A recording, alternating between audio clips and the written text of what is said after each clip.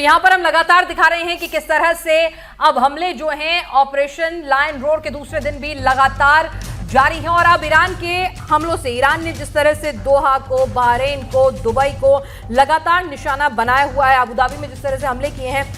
Major Kulkarni वो बिल्कुल clear हैं कि भाई हम गल्फ को इसमें घसीटेंगे।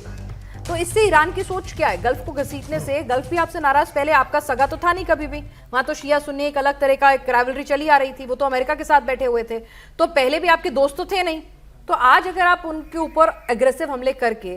आप अपने लिए और फ्रंट नहीं खोल रहे हैं? बिल्कुल, देखिएगा पिनाज, एक सबसे बड़ी बात लड़ाई में दुश्मन को कमजोर नहीं समझना चाहिए, और ये सबको मालूम है कि ईरान को कितना भी हम सोचते हैं कमजोर नहीं है।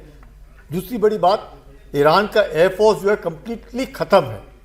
तीसरी बड़ी बात, एयर स्पेस पूरा ही इजराइल और यूएसए ने डोमिनेट किया है।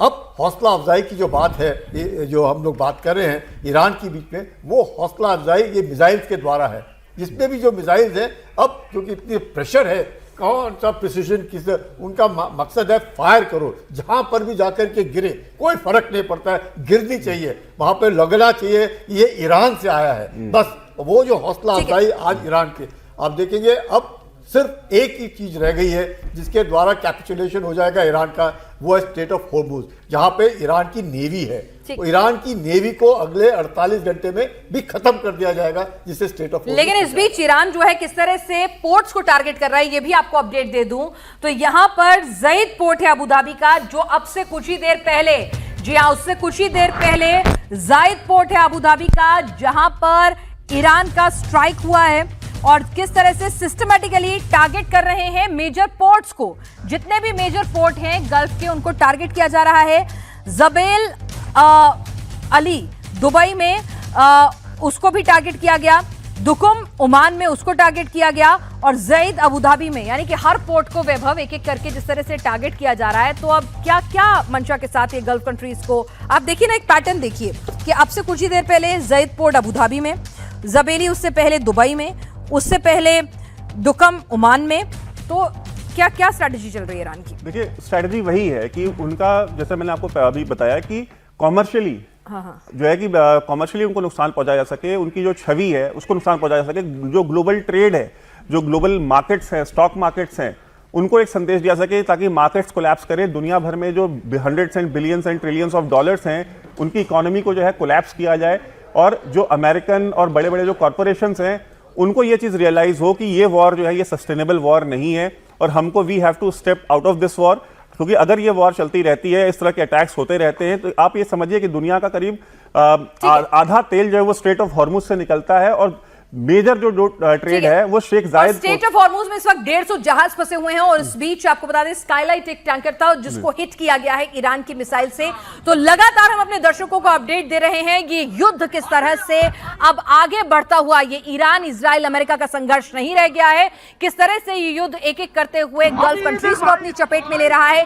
ईरान बार बार गल्फ कंट्रीज को प्रोवोक कर रहा है, तो साथ ही साथ वहां से भी अब सऊदी अरब जो सबसे बड़ा प्लेयर है उसने कह दिया है कि इनफ इज इनफ, अब हम हमला करेंगे, एक और हमला उसका जवाब दिया जाएगा। स्ट्रैटेजिकली एक एक पोर्ट को, अबू धाबी की बात करें, दुबई की बात करें, हम कतर की बात करें, एक एक पोर्ट को अब जानबूझकर निशाना बना रहा है ईरान। तो एक तरह से आप कमर्शियल नुकसान वहां पहुंचाने की कोशिश कर रहे हैं। स्टेट ऑफ हॉर्मुज आपने पहले से ही बंद कर दिया है। अमेरिका और इजराइल भी क्लियर हैं कि इस बार सत्ता परिवर्तन और स्टेट ऑफ हॉर्मुज पे अपना कब्जा, इससे कम कुछ भी मंजूर नहीं होगा।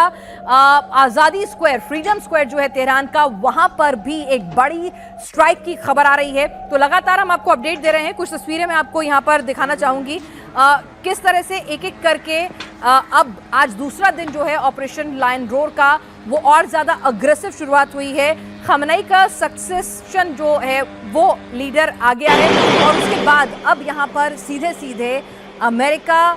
इजराइल ने ऐलान कर दिया है, नेतन्याहू ने तो बाकायदा वैभव एक पूरा चिट्ठा लिख के बताया है, फाइटर जेट्स ऊपर घूम रहे हैं, ठीक है, और या तो खुद ब खुद रिजीम चेंज करवा लो, जनता को बोल दिया आपसे कोई दिक्कत नहीं है, और अगर नहीं होगा तो ईरान को खत्म करने में भी मुझे कोई दिक्कत नहीं है, जिसको क्रिटिसाइज करना है करते रहो। जी बिल्कुल, और आपके ही कार्यक्रम पे मैंने अभी कुछ 10-12 दिन पहले मैंने आपसे कहा था कि खमनई की जो है वो मृत्यु सुनिश्चित हो चुकी है, और रिजीम चेंज भी वहाँ पे 100% होगा ही होगा। और अगर आप इस पूरे घटनाक्रम को देखें तो ये उस रीजन में जो एक न्यूसेंस वैल्यू बनी हुई थी ईरान की बहुत लंबे समय से, जिसको एक्सेस ऑफ रेजिस्टेंस कहा जाता था, जिसको इजराइल एक्सेस ऑफ ईविल कहता रहा है, इन सब के पीछे की जो सारी जिसको बनाना से लेकर के, इसको चलाने से लेकर के, इसको सस्टेन करने तक के लिए, चाहे वो हिजबुल्ला हो, चाहे हमास हो, चाहे हुतीस हो, इस तरह के जितने भी आतंकवादी संगठन हैं, ईरान ने अपना एक एक्टिव रोल प्ले किया था और डीस्टेबिलिटी या अनस्टेबिलिटी जो है वो पूरे रीजन को डिस्टेबलाइज करके रखा हुआ था इजराइल ने। तो उसके ऊपर पूर्ण विराम लगाने का जो है निर्णय ये इजराइल ने बहुत पहले ले लिया था और लास्ट ईयर जून में ही खमेनेई की डेथ वारंट पे साइन हो चुका था, लेकिन उस समय CIA ने और डोनाल्ड ट्रंप ने रोका था उनको कि नहीं, अगर खमेनेई को मारना जो है इस समय ठीक नहीं रहेगा, हम इराक और लीबिया जैसी परिस्थिति ईरान में दोबारा नहीं क्रिएट करना चाहते कि जहां पे लीडरशिप को हटा करके एक इस तरह का सिचुएशन क्रिएट कर दी जाए कि वहां पे आईसिस और सिविल वॉर जैसी सिचुएशन तैयार हो। लेकिन 7 महीने बाद कहीं ना कहीं उसके ऊपर मंत्रणा हुई है और ये निर्णय लिया गया है कि हम उस परिस्थिति को झेल सकते हैं, लेकिन ये हिजबुल्ला और हुथी और हमास जैसे लोगों को और इनके सपोर्टर्स को हम पावर में नहीं देख सकते।